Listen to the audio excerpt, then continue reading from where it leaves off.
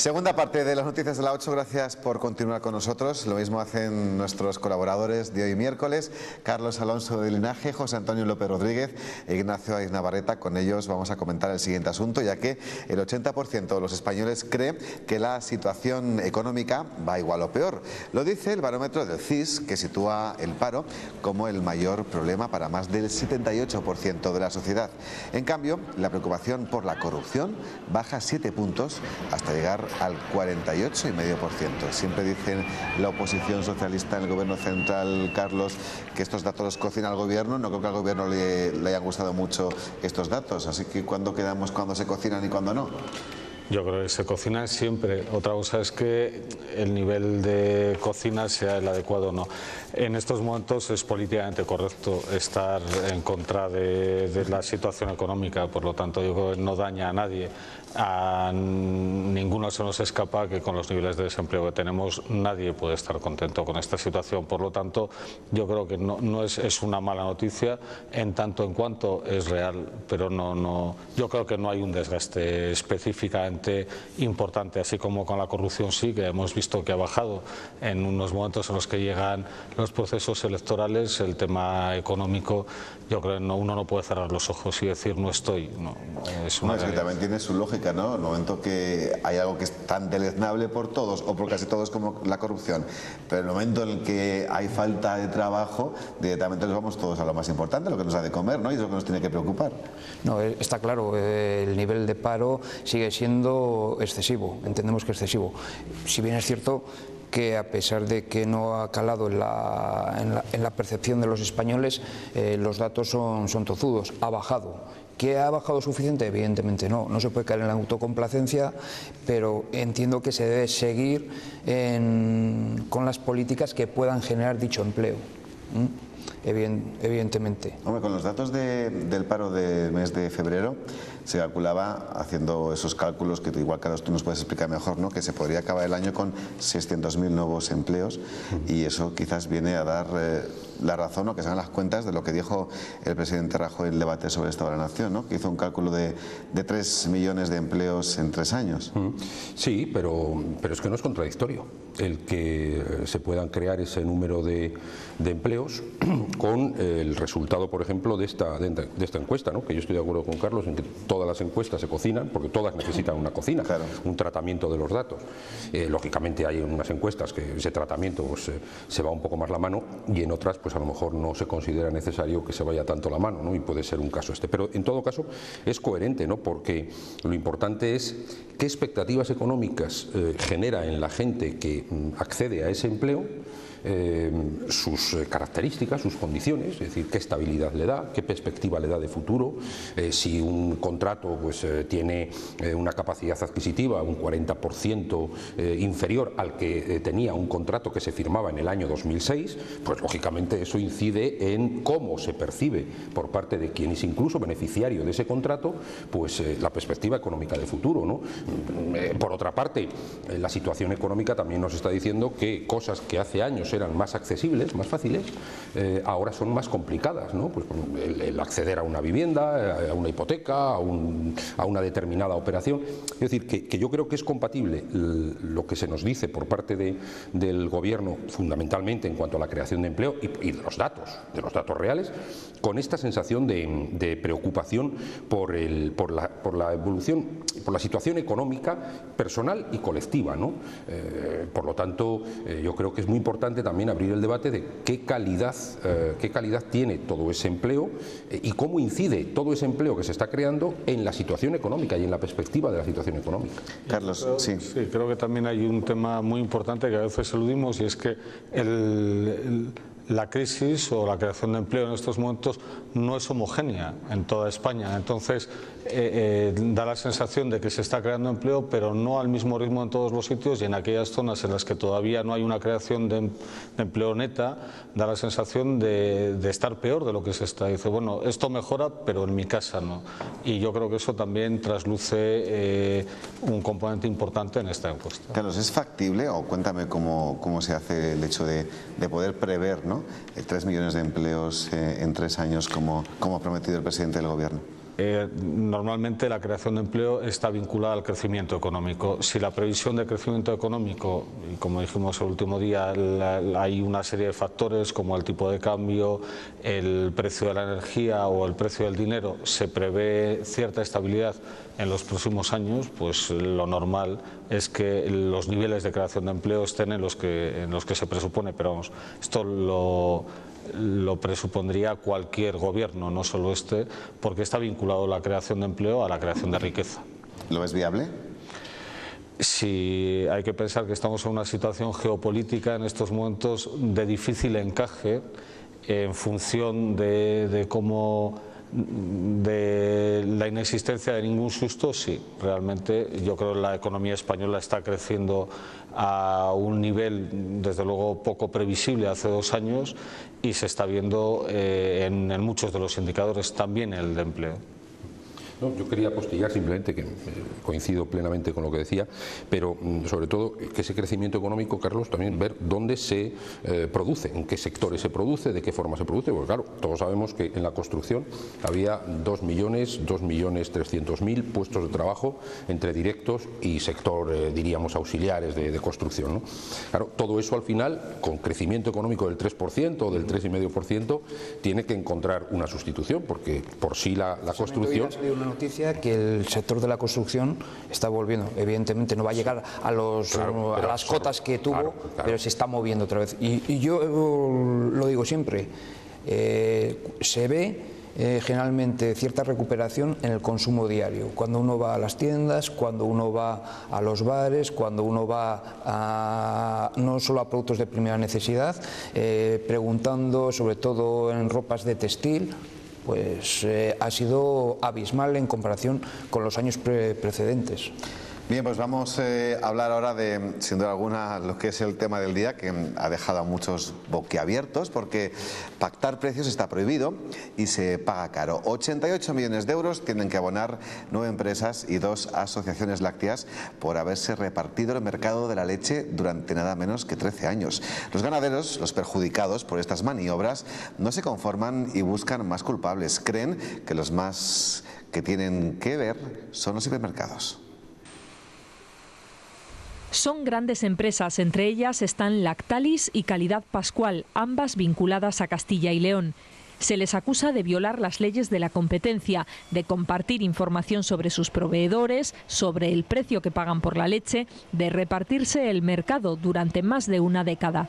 El 99% está cumpliendo las normas del mercado, pues es lógico que si alguien se sale o saca los pies del tiesto se le sancione.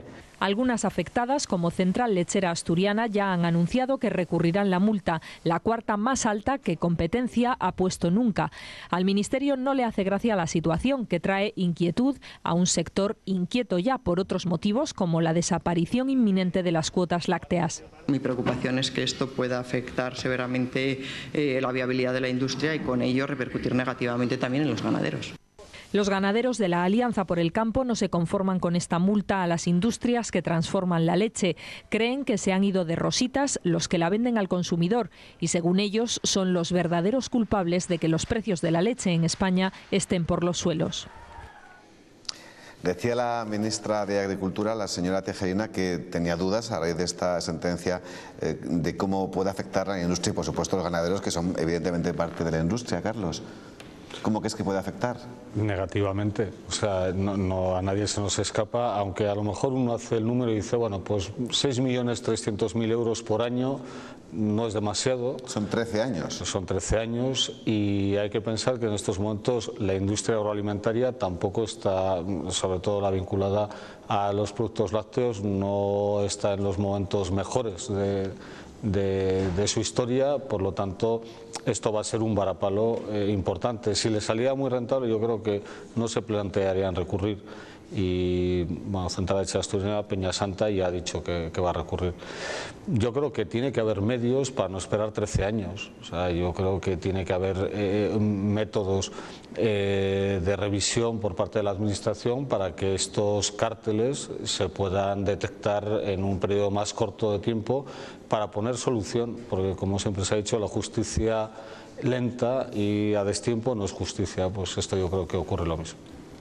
Y de hecho las prácticas contrarias a la competencia en el sector de la industria, de la producción, del mercado, son muy perseguidas, por ejemplo, en el sistema anglosajón, en Estados Unidos, en Inglaterra. Hay una cultura, si queremos, un poco más arraigada. En Europa también, pero muchas veces los mayores precursores de prácticas contra la competencia o que inciden en la competencia, en la libre competencia, son las administraciones, no lo olvidemos también. Pero bueno, en cualquier caso yo creo que la valoración es positiva desde el punto de vista de que la administración tiene que responder y los tribunales de defensa de la competencia tienen que velar por precisamente que esa libre competencia cause y genere los beneficios al final a quien consumimos, ¿no? los productos que se fabrican, que se ponen en el mercado. Y ha pasado con las gasolinas, ha pasado con la telefonía, ha pasado con la electricidad, ahora pasa con un sector que no es habitual, el tema de los lácteos, pero también lo que decía Carlos, hombre, hay que situar esto en que no puede denunciarse una cosa de estas y tardar 13 años en ponerle coto, ¿no? Has hablado de la gasolina, voy a apostillar que otra vez está, no por las nubes, pero ha subido bastante. En muy poco tiempo, además, y el precio del crudo creo que no ha subido en la misma proporción, siempre estamos con lo mismo. Pero ahora no hay la excusa del céntimo sanitario, desde luego. Porque tanto en Madrid como en el País Vasco yo he tenido la suerte de estar a lo largo de este fin de semana, parte del fin de semana en Madrid y lunes y martes en el País Vasco por cuestiones profesionales. Y el precio era exactamente el mismo. Y yo me preguntaba, digo, ¿cómo es posible que en el País Vasco tengan el mismo precio que en muchas de las gasolineras de Madrid, siendo de la misma empresa? A mí solo me queda una respuesta, evidentemente un pacto de colusión. Incluso distintas compañías. En este caso de las gasolineras, entiendo que les ha salido muy rentable porque hace bien poco han tenido una sanción. En el caso de las telefonías también han tenido una sanción no hace mucho. Ahora entramos con la leche. No sabremos cuál será el próximo sector, pero con esto quiero decir que es una práctica bastante acostumbrada a realizarse y las administraciones, por lo que sea, porque no tienen los mecanismos adecuados o porque no se da la celeridad adecuada, no responden, como ha dicho Carlos, en el momento que se tiene que responder y evitar esos perjuicios. Bien, pues vamos con otro asunto. Comisiones Obreras ha denunciado que Campofrío ha incumplido el acuerdo de incentivos para los empleados que han sido recolocados en otras factorías tras el incendio de la planta. Según hemos conocido hoy, gracias a lo que ha publicado Diario de Burgos, el sindicato se plantea ir a los tribunales al entender que los recolocados debían percibir el primer mes lo mismo que antes del incendio y aseguran que algunos han cobrado 12 euros diarios menos. La empresa dice que no se alcanzó dicho compromiso con los representantes de los trabajadores. Ahora posiblemente lo que habrá, Carlos, es un lío entre los mismos representantes de los trabajadores, ¿no? A ver quién está más legitimado que antes o no. Realmente yo creo que estas cosas hay que verlas en positivo. Es mucho mejor tener a muchas personas trabajando y con una expectativa de futuro cierta y en su lugar de residencia habitual, que tener gente cobrando subsidios. Luego podemos discutir de muchas cosas, pero yo creo que siempre hay que planteárselo en positivo y habría que ver, bueno, también cada uno busca su hueco y su parcela de protagonismo, pero en cualquier caso yo creo que ha sido valiente la apuesta de la empresa, desde luego por sus trabajadores y por Burgos. José Antonio. Comprendo que los trabajadores se sientan en cierta medida engañados porque no saben a qué carta quedarse, porque me imagino que sus representantes les dirán, se ha pactado expresamente. La empresa, por otro lado, les dice, no se ha pactado. Claro. Y en la nómina, evidentemente, haciendo una multiplicación, son 360 euros mensuales, que evidentemente, en muchos casos, a lo mejor ayuda a pagar la mitad de la hipoteca. Pero en este caso, eso es un conflicto. Representante de trabajadores, representante de la empresa, el comité de empresa. Claro, porque digo yo que una negociación a ese nivel con una empresa de esta magnitud, esos pactos deben estar por escrito, ¿no? Es evidente. Lo veamos en positivo o lo veamos en negativo. Pacta sunt servanda. Si el pacto es el que se dice por una parte o se niega por la otra, se podrá comprobar, porque no es comprensible que este tipo de acuerdos sean solamente orales o verbales, ¿no? Y por otra parte, hay que pensar que una recolocación es un acto libre de un trabajador que decide aceptar una oferta de recolocación de la propia empresa. Y que lo hace renunciando a una serie de prestaciones que le pudieran corresponder como consecuencia del ERE, o bien por, en este caso, un riesgo, una catástrofe como fue el incendio, o por cualquier otra circunstancia. Entonces, si aceptó esa recolocación, tiene que constar en algún sitio claramente cuáles eran las condiciones, porque no es comprensible de otra manera. O sea, una persona no acepta una recolocación y ahora dice, oiga, pero si yo acepté la recolocación era en las mismas condiciones en las que estaba en la planta, ¿no? Entonces, bueno, me imagino que esta o amenaza o semiamenaza velada pues acabará en los tribunales, porque no se me ocurre otra forma de resolver este asunto. Estaremos desde luego que pendientes. Antes hablábamos de crecimiento, de recuperación, y vamos a ello porque la mitad de las empresas burgalesas han mejorado sus resultados económicos en el segundo semestre del año pasado. Es lo que indica al menos el índice de confianza empresarial que ha elaborado la patronal burgalesa FAE, y en el que se refleja que el último semestre de 2014 fue más positivo de lo esperado. Estos datos hacen que se muestren optimistas de cara al futuro y prevén que 1 de cada 3 empresas genere empleo en 2015. El 90% de las empresas considera que el 2015 en Burgos va a ser mejor o igual que en el año 2014, y solo un 10% de las empresas tiene la perspectiva pesimista de que este año 2015 les irá peor que en el ejercicio 2014. Y otro asunto que vamos a tratar ahora mismo en nuestra mesa de actualidad es el relativo a las empresas adjudicatarias de las obras del Boulevard de Gamonal, que han registrado en el Ayuntamiento de la capital la reclamación por no haber podido desarrollar el proyecto.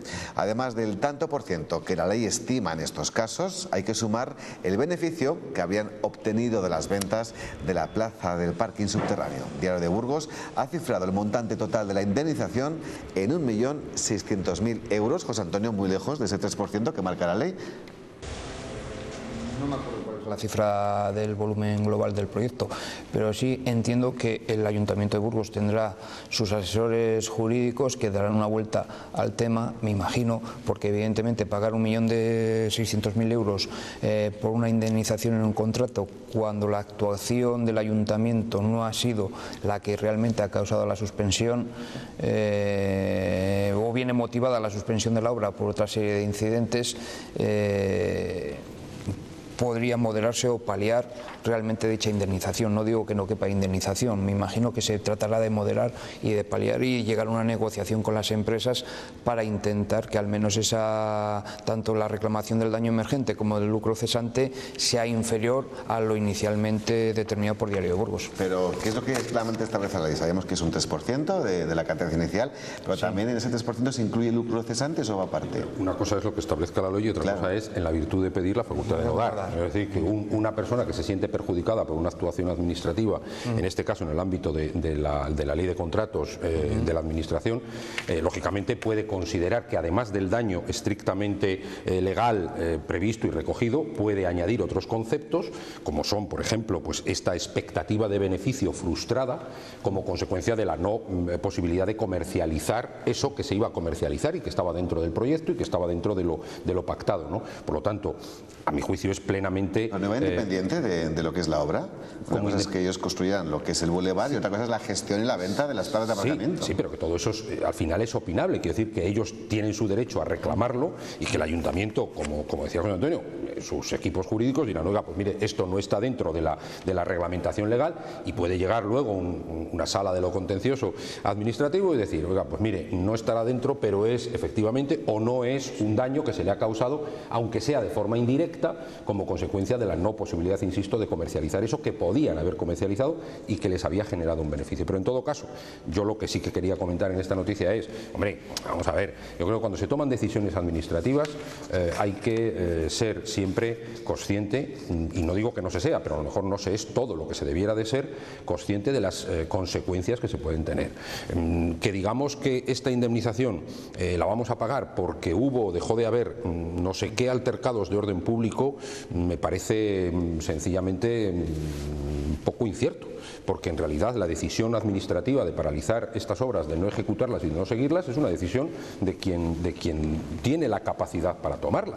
Y creo también, sinceramente, que en aquel momento, además de todas las cuestiones que se pusieran encima de la mesa para tomar esa decisión, se debiera de haber también tenido en consideración que esto nos podía pasar, que es que al final esto va a costar mucho dinero al Ayuntamiento de Burgos.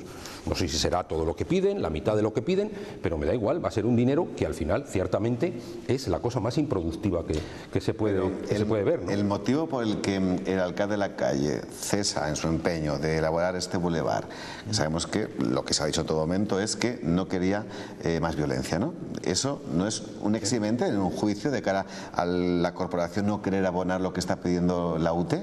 Pero es una causa... Pero les pregunto a vosotros como letrados, sí, pero a mi juicio es una causa totalmente externa a lo que es el contrato. Es decir, vamos a ver, por muchas movilizaciones que pueda haber contra una infraestructura, contra una determinada iniciativa, sea municipal, sea autonómica, si pensamos la cantidad de infraestructuras que ha habido, también en Burgos, por cierto, que no han sido queridas por la ciudadanía y se han acabado haciendo, lógicamente, solamente con la revuelta, pues al final no se haría ninguna infraestructura. Yo creo que más allá de que también pueda ser esgrimida por el ayuntamiento, la valoración de esa causa externa, insisto, a la contratación, que es lo que va a analizar el tribunal, estrictamente lo que es objeto del contrato, ¿no?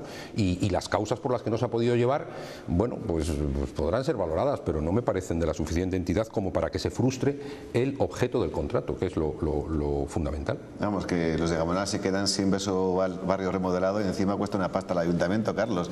Entonces un poco sin razón, ¿no? Bueno, es la ley. La ley no tiene por qué tener razón.